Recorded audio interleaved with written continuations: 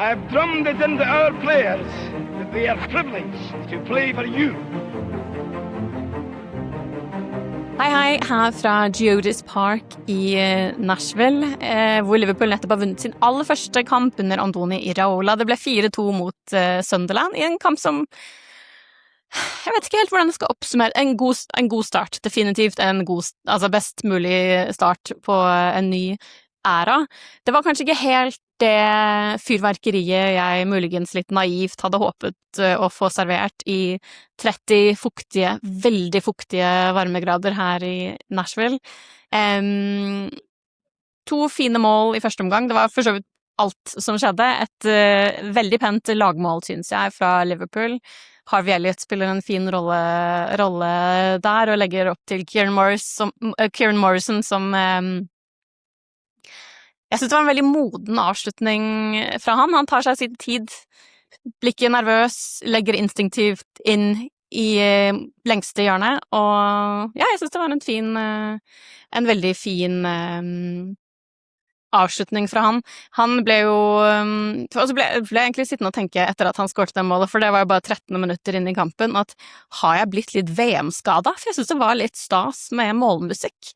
Det er noe jeg håper at jeg legger fra meg etter hvert, for det blir ikke noe målmusikk på Anfield fra det første da. Men og så denne gangen hadde jeg satt i presseboksen tidvis underveis i kampen, og her er det jo presseboksen på GEODIS Park innendørs, så jeg har sett deler av kampen innendørs i aircondition, så det var jo gull verdt, men det er jo også innendørs sånn at man ikke hører noen ting fra utsiden, så det er jo null atmosfære der inne. Men en annen fordel med amerikanske stadioner at alt åpent, så jeg kunne bare forlate presseboksen og bare ta en tur rundt på stadion og gå bort til Liverpool-svingen i stedet. Litt sånn glissende tribuner. Det en stadion som tar 33 000 tilskuere. I dag tror jeg leste at det var rundt 24 000 på plass. Det var en god del tomme seter, og det området bak mål hvor det var lagt sånn safe standing-tribune. Den så litt glissende ut tidvis, men det var bra liv, altså. Det var bra trøkk. Veldig hyggelig fansonen før avspark. I flere timer var det jo folk her, og ekstremt lange køer for å kjøpe øl, ekstremt lange køer for å ta bilder med Ian Rush og Natasha Dowie. Jeg droppa det, må jeg innrømme. Uansett, en annen tidlig observering var oppvarmingen før kampen. Det var kanskje ikke sånn veldig intens, fordi det tross alt sinnssykt varmt her, men Liverpool holdt på veldig mye lenger enn det Sunderland gjorde før kampen. Reservene holdt på helt frem til 2 minutter før kampstart, og det synes jeg var litt interessant. Mens i pausen så var det nesten ingen Liverpool-spillere som varmet opp, men så hadde Sunderland hele sitt reservelag utpå der, så det jo forskjellige måter å gjøre ting på, men bare en observasjon herfra at de holdt på ganske lenge frem til mot avspark. Ja, og så går det jo som det må gå. Selvfølgelig gjør det det. Kaptein Joe Gomez blir skadet etter 8 minutter, det vel.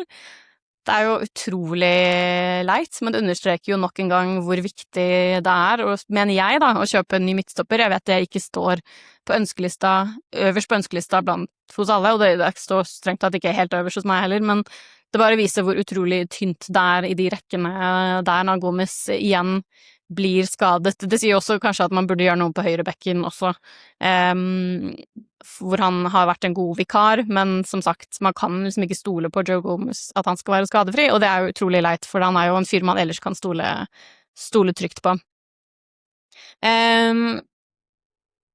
Ja, men jeg synes at når Gomez blir skadet, så kommer da han har da spilt med Mortala Ndaye fra start, 18 år, og så kommer Ifeani Ndukwe, som et navn jeg har selvfølgelig fullstendig maltrakert akkurat nå, men jeg prøvde mitt beste. Det må være verdt noe.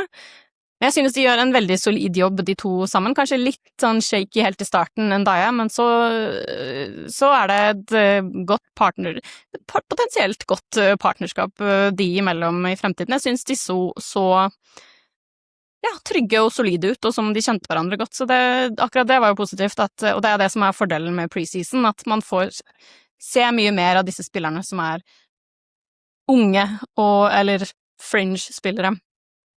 Så det synes jeg var veldig gøy. Hva mer var det jeg har lyst til å si? Jo, jeg synes Will Wright på topp var positivt til å begynne med. I den første, han spilte vel 1 omgang, tror jeg, og synes ikke han gjorde seg bort i det hele tatt. Man jo ekstremt, det jo så utrolig tynt.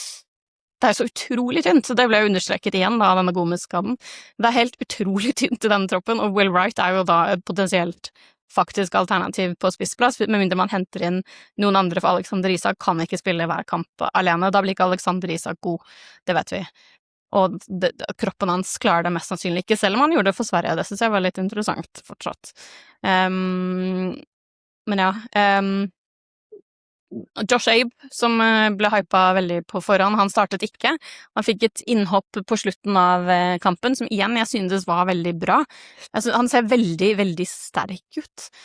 Og Sunderland-spillerne måtte liksom ty til skittende triks for å håndtere han, men selv det, de klarte nesten ikke å rive han igjen ned, selv om de liksom reiv og sleit i trøya hans.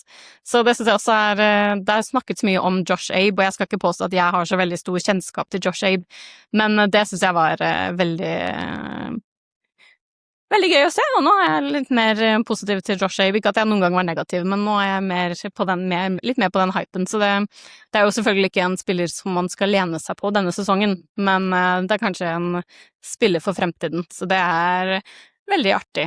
Og en annen ting forresten, tilbake til Kieran Morrison, jeg satt jo som sagt, det var egentlig det jeg skulle si i sted, jeg satt jo som sagt i denne presseboksen, og da hadde jeg noen amerikanere ved siden av meg, som til vanlig dekker Nashville Soccer Club, og de brukte sikkert 2 minutter på å klare å stave navnet Kieran Morrison riktig. Det synes jeg var fascinerende å høre på, veldig charmerende, men gøy synes jeg. Så hyggelig for Federico Chiesa å få et mål med assist fra Calvin Ramsey, som sånn, igjen, det jo litt sånn man ønsker fra preseason, at det de som litt sånn utskjelte spillerne, som man kanskje forventer kommer til å dra et annet sted, at det de som får mulighet til å vise at de har noe å by på da, fortsatt. Om det betyr at disse kommer til å fortsette karrieren sin i Liverpool eller ikke, det vet man jo ikke, men de kan i minste legge inn gode aksjer for et potensielt videresalg, en potensielt god ny arbeidsgiver, så det hadde jo, eller best av alt jo selvfølgelig at det lykkes for dem i Liverpool, men det får vi nå vente og se.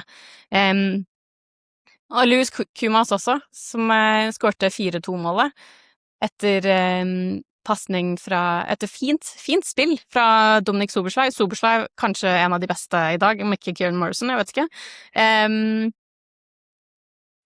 Men ja, Soberslaj kom jo inn i andre omgang, Terkes også, og man ser jo med en gang at de nok noen nivå over. Soberslajs mål griselekkert til å gjøre 2-2, og ja, og dette spillet sammen med Kumas pent, fin passning, Kumas sin vending veldig smart og god avslutning, så det var veldig gøy.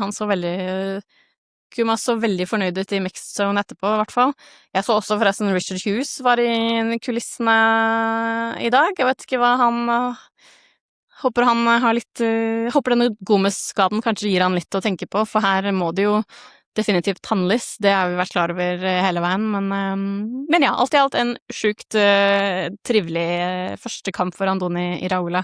Og Nashville, jeg som sagt litt overrasket over at det ikke var utsolgt, for det var det som sagt definitivt ikke.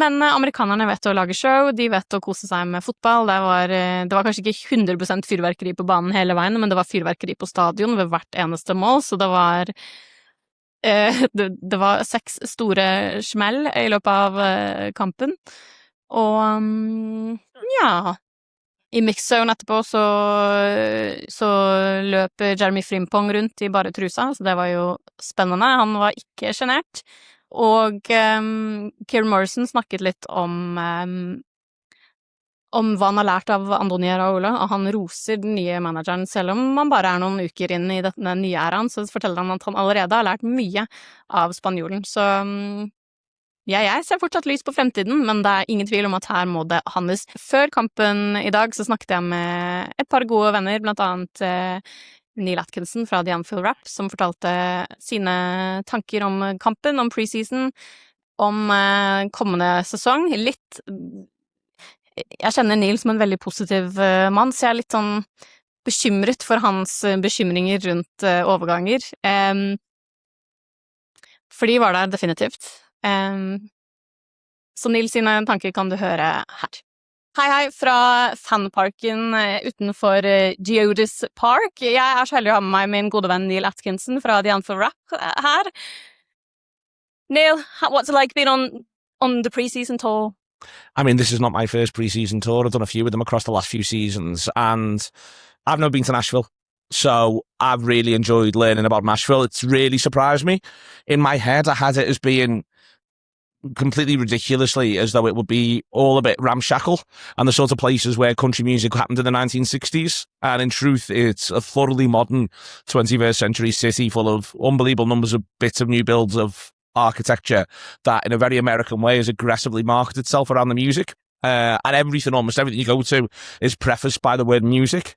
So there's the music park and there's the music library and there's the music centre and there's all these bits and pieces. But that said, that sounds like I'm being a bit cynical. I'm not. I really like the place, and it is an aggressive night out. It's worth saying, and we've enjoyed that aspect of it as well. So no, it's good to get to come here. Like Nashville's been the one, and I still am, because we're not finished yet, the most excited by. And that's an odd thing to say because New York's obviously on the horizon and Chicago, but I've been lucky enough to go to those cities before, both myself and with the club on the tours. So getting Nashville has been the one I've been most excited by, and it's not let me down. Yeah. So you've been to a honky tonk then, take it? Yes, done that. Done a couple of them. Craig Hannon, who's just getting us a couple of drinks now, is relentlessly committed to rooftop bars. Yeah. And there's many of them in Nashville. And Craig's attitude is very much get on the roof. Why are we not on the roof? When are we going to the roof? The roof's over there. Go to the roof is the way in which he's gone about his business so far. So there's been a bit of that as well. And then last night we had our live show in the Wedge. That is just out the way, sold out. Atmosphere was really, really good within there as well, and you know, we always get engaged crowds when we come over to the US, and last night was no different. So all of it's going all right so far, but I'm genuinely, me and Craig were just talking in the cab then, we're both really excited about the game. Yeah. Because getting to see, just get to be part of the start of something, you know, in the most basic way, and see how it is different, and see what it is that they have been working on so far.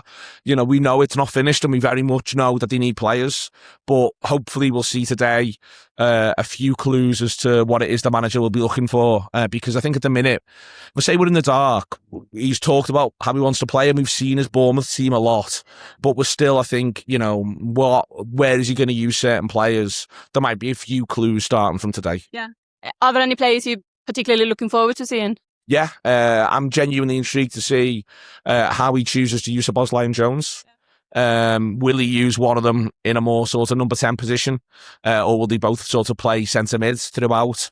I hope he goes. I want him to go strongest team for either of the halves, and then have a weaker team for the other half, whichever order he chooses to do that in. It's worth saying they talk to each other, the clubs, so you know, I think that they'll probably have a sense of what it is they're trying to get and learn. But I'd like that. What I don't want is two mixed teams, if that makes sense. I'd almost rather have, right, these are all his best players playing together, and then making those changes. But for instance, does that include Elliott? And if it does, is Elliott in the 10 or is he off the right?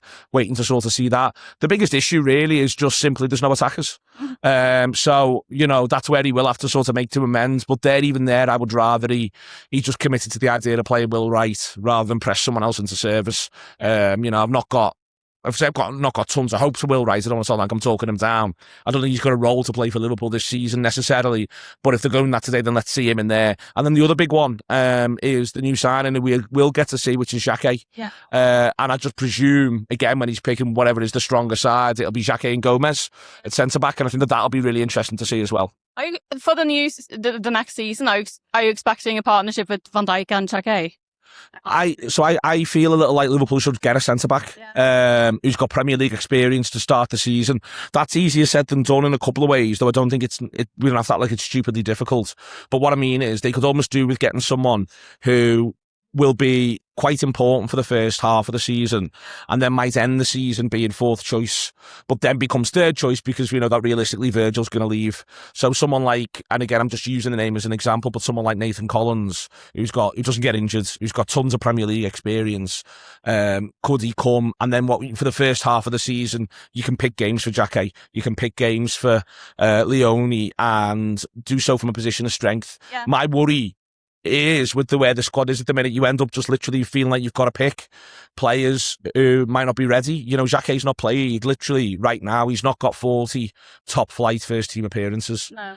And however good he is, and Liverpool don't pay 60 million for central defenders unless they're convinced he's going to be absolutely brilliant.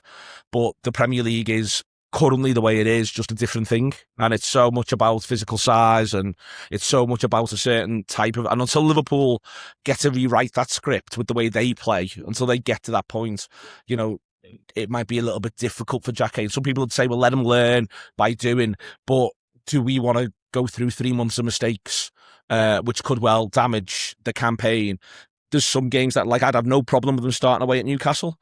I'd probably have no issue with them starting at home against Forest.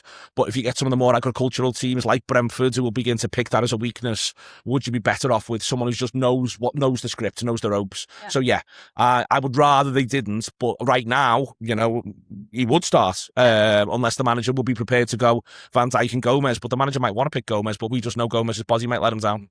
Josh Abe is a name that keeps cropping up. Yeah. Excited? Yeah, but he's 16. Yeah. So, you know, hopefully we'll get to see him today and we'll get to say he's good. Yeah. I'm more excited in a practical sense, like what's Trey Naoni going to be like? Yeah. You know, for instance, if the manager today picked Jones, Naoni and Szoboszlai in the 10, then that could be really interesting to see. But I'm not, you know, Abe hopefully will have a really good Liverpool career, and there's a reason why he's much wanted and hotly tipped. But Liverpool, again, you know, like, you'd be concerned if he's a serious option for this season. Maybe a 3rd round League Cup game, a 4th round League Cup game. We've already got Rio Ingamoa, who himself is really raw. So there's loads of positives to Rio, but, you know, it's worth saying that his game is a long way from perfect, and I think it'll come on for this manager in the out of possession stuff, because it'll just sort of have to, and that's the way the manager is. But even then, I still just think, come on, you know, you need to have grown-ups, because it's dead hard, this. And we're not finishing school, you know, we're not on our project. It's really important that, you know, Liverpool are ready. And my worry is, what I don't want to do is turn youth into a virtue, because there aren't other virtues. Yeah. We've got to make sure that we're ready at the start of the season. So recruitment is very, very important. Yeah, I was going to say that it just doesn't seem like anything is happening on that point at all. That's concerning, isn't it? It's concerning, but it's worth saying that. Firstly, it feels like across Europe, things are beginning to move for bigger clubs. There's more talk of certain players beginning to, and I think that everything might be shaking itself out in the next week and a half. The season starts later than normal. Yeah. Often, you know, we've had seasons that have started on the 10th of August. This is the 23rd of August for us. So if you take 10 days off, are we really, really concerned? Maybe a little bit less. But I think there's one more thing. Where I'll be concerned is, this has been a summer of staging posts. So there's the first day when they come back and they can train properly. Then there's the start of the tour. Now the next staging post is the first day back at the AXA. Yeah. There's no Virgil while we're here. Yeah. There's going to be, I think there's no Virgil, and I think that there's no Cody and there's no Allison. Yeah. But they will all be back for the first day back at the AXA. That's, I think, the next staging post. I.e., if Liverpool can get a couple lines up who can be part of that next phase of first team training, then that makes a difference. I wouldn't expect anyone who was signed now, this is a long-winded way of saying that, to come and join this tour. I think if Liverpool did just pull a deal together in the next 48 hours, you'll then hear, oh, and that player's going to fly out. I think it'd be much likelier that player joins later. So Liverpool may well be seeing themselves as, right, our next deadline day to have got players involved is the 5th of August, the 6th of August, whenever it is that they're going to do the first proper day of intense training at the AXA. If we're not talking about stuff being resolved, names either in or on the verge of being in by the 5th or 6th of August, then that is the point, I think, where people can begin to be really, really concerned. I understand that people are concerned now, but that's a date where Liverpool might not have everyone, and it might not be possible to be where you want to be.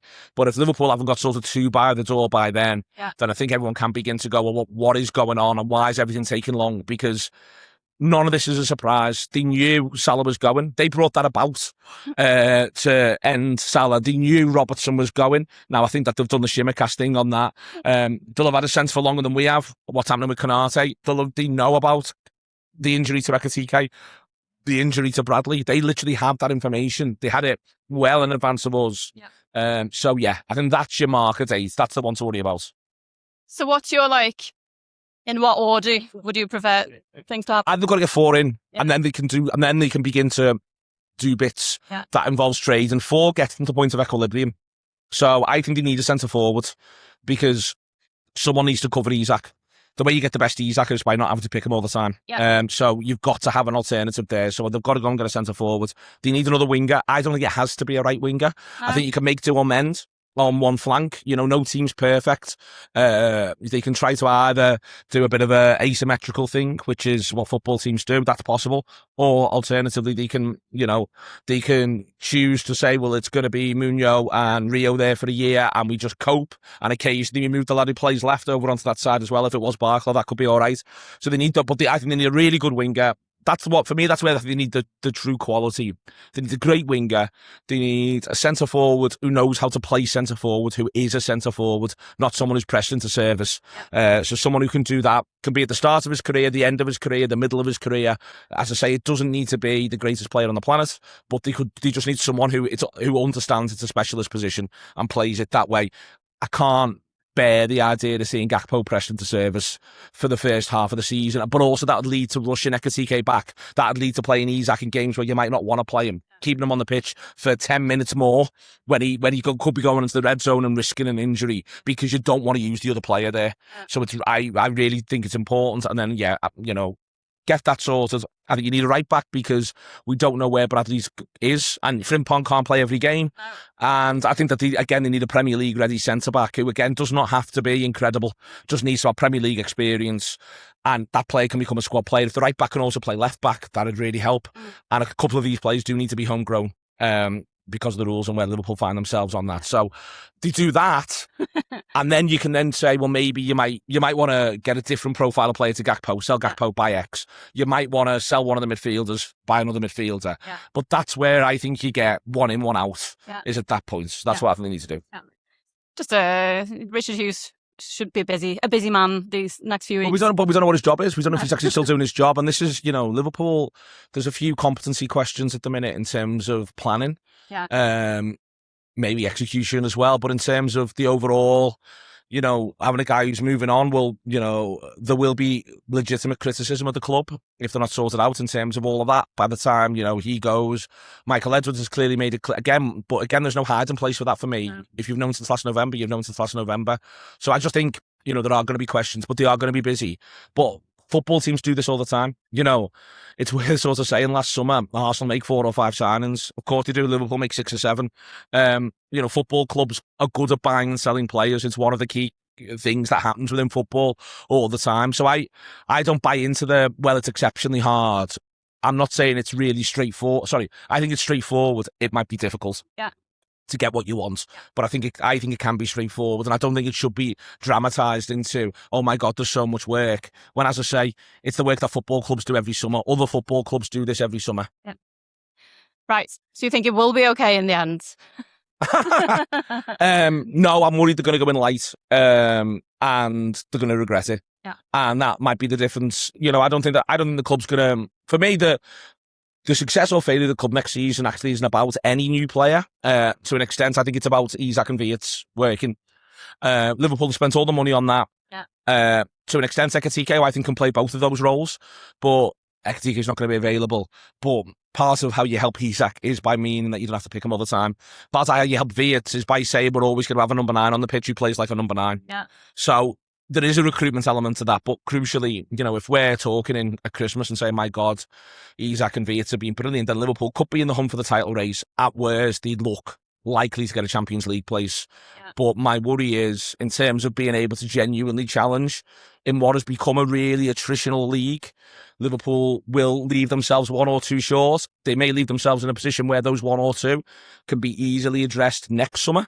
And feel as though, therefore, the process of replacing Salah, Van Dijk, Alisson, the end of that European Cup winning team, they could be really well positioned to do that then. Yeah. But that's what they've got to get to. Yeah. What do you say now? We've still not seen a single football match with Iraola in charge of Liverpool. But before we see that in a few hours' time, what would you be happy with next summer? Sorry, at the end of the summer or? No, come next like at the end of the season. What's a good season? Yeah. I think Liverpool have got to be challenging. By challenging, I mean still within an interest of one of the big two in April. Yeah. So if Liverpool are still in the Champions League come next April and are going to qualify for the subsequent season's Champions League, great. If Liverpool are out of the Champions League in the last 16, but they're going for a league title challenge, that's a good year. Yeah. We're the most successful club in English football history. It's worth remembering that, but it's also worth remembering that therefore sometimes we won doubles, but we've won 20 leagues and 6 European Cups. We've been going since 1892. Now, I know it's complicated with when you could or couldn't get in the Champions League or European Cup, but what I mean by that is, since 1892, we've had 26 seasons in inverted commas where you've had that astonishing thing. Yeah. For me, a good season is always having a genuine interest in winning a major competition in April. Yeah. If we can do that this season, then I think it's a really good year. If you go on and you win one of them, it's a great year. If you take it all the way to the final weekend, it's a very good year. And there's different scales within that. For me, I don't think the domestic cups are particularly Liverpool's business next season. But, if Liverpool won the FA Cup, came third and got to a Champions League semi-final, we'd all say, good year, we're looking forward to next year. Yeah. So, they can come along the way. But for me, the most important thing is looking like a team that can genuinely trouble our rivals, both domestically and in Europe. Yeah. Thank you. Thank you. Fotball i USA er jo ikke akkurat et nytt fenomen, men det har kanskje tatt litt sånn ekstra av etter VM, hvor vi må jo si at det ble et ganske fantastisk show til slutt, og det var jo så mange fine scener av supportere som koste seg i de amerikanske byene. Og jeg tok en prat med en kvinne som heter Amy, om hennes oppfatning av ikke amerikansk fotball, av fotball i Amerika før og etter VM. Vi er fortsatt her i fanparken på Nashville. Jeg har med meg Amy Kate fra USA. Amy Kate fra San Diego. Amy, you made the way all the way to Nashville. Why? Because I'm a big Liverpool fan, and I'm just so excited to see what's going to come from the new season. We've had so many changes, so many ups and downs, and it's just this new time to get excited and see what's going to be for the future. This is the beginning. This is the start. The whole new season starts here. So got to be here to see it, see the new players, see the young players who's going to come up. So yeah, it's really exciting. It's the start of a new era, isn't it? So absolutely. So it's fun to be here. Yeah. To be present, to see it. To see the new manager, it's so fun to see so many fans from around the world that come, not just from the United States, but from all over the world. I just ran into somebody I knew in Australia, and there's people coming over from the UK, all people all over the United States. I came from Carlsbad, California. So yeah, I mean, it's amazing to just be a part of this amazing journey of the whole new era. So I met you for the first time in Los Angeles 10 years ago. That's right. Yeah. Do you think that, has the support grown? Has it stayed the same? I think it's grown so much. Yeah. I think that just a lot of it has to do with Klopp and his ways and the love of the game and how he was able to, and the players were able to bring so much love. And I think it's just seeing so many people, follow the team and it's been amazing. You can't walk down the street without wearing a shirt, no matter where you are or something. You see somebody else and you're like, Liverpool, it's such a starter, conversation starter. So it's so cool. Just, the moment you see somebody else that's a Liverpool fan, you've already bonded like that. Yeah. So that's what makes the global, family, really, I can't think of any other word, but it's amazing. It's a good word. Yeah. But yeah, just the last few days, just walking down Broadway in Nashville and seeing so many Liverpool shirts, it's been so exciting. You can just tell that everyone's very excited for a new season and that they're here for the first time in Nashville as well. Well, what I love is the fact that, you're going up and down the street and you see somebody else and you're just, you just, that smile, or we were on a party bus this morning and all these Liverpool people, going down Broadway and all thing. And we were like, all Liverpool people, and they would see us, we'd see them. We were like, Liverpool. And you'd see, especially as kids, and the moment they realized that you were yelling at them, they would just light up. You just see, when you see somebody else, they're waving to you and everything. So it was beautiful just to see. I think I saw you on this party. So we were inside the shop earlier today, and 2 fire engines. Yes! Yeah, and then 2 fire engines flew past the shop, and then came a party bus full of Liverpool fans. That was us! That is so funny. We were like, oh, what's going on? What were going on? Do we know? I don't know. I hope everybody's okay. Yeah. But yeah. And you guys are okay. We're good. Yeah. But we're going down the street, cheering on Liverpool with Liverpool songs and waving to everybody and just, showing our support for the club, letting them know we're here. Yeah. Amazing. Yeah. Obviously the World Cup has just been and finished. Yeah. Did you go to any games? Not actual games, but I watched a part of every single game. Yeah. How was looking from the outsides, the stage, it just looked like an incredible tournament. I was, not to be negative, but I was concerned with all the things coming up, the cost of it and everything. But this brought so many people together, the fans. And I honestly, the Norwegians, you guys were fantastic. I loved it. I was cheering you guys on until you played us. But it was the Norwegians and the Dutch, and watching them, you guys coming down, it was amazing. You just, the Scots, no Scotland, no party. I mean, it was insane. The fan base and the teams and all the really cool things that happened. You're watching, I don't know if it's Cabo Verde or Cape Verde, however you want to say it. I mean, what a story. Yeah. And that was take the politics out of it. It was probably one of the best, ways for football for people to come together. And it was just beautiful. Do you think it's introduced football to more Americans? I think it's reintroduced to them. I think that a new generation, I mean, people were mad about it. And that's what it's about. To say, this is what the world is doing. Get on board. And I think they're starting to do that. You're seeing all these clubs pop up. Nashville, I think it's Nashville Soccer Club. They're, they're relatively new. The MLS is gaining stuff, but the Premier League itself, and the Spanish leagues, fans everywhere. You can't walk around the United States without running into somebody that is, you see, even if they're not supporting Liverpool, they'll come and talk to you because of Klopp or because of Masala or whatever. And I just really think that the global energy for a Liverpool Football Club is insane. And I love it. It just makes me so happy. That's so exciting. I'm going to leave it at that because that was such a nice way to end it. Thank you so much, Amy. No problem. Enjoy the match. Thank you. Good to see you again. You too. Hvis dere har fulgt oss på sosiale medier, fulgt meg på sosiale medier, så beklager jeg hvis jeg har spammet litt mye Nashville-innhold de siste dagene. Jeg er ekstremt glad i denne byen, og har egentlig lyst til å selge det glade Nashville-budskap videre. Anbefales en tur hit. Men ja, i morgen går turen videre. Jeg skal ikke på de neste preseason-kampene, så dessverre. Så da skal det være stille fra meg fra nå av. Men takk for følget, det har vært skamtrivelig. Jiha, up to Reds!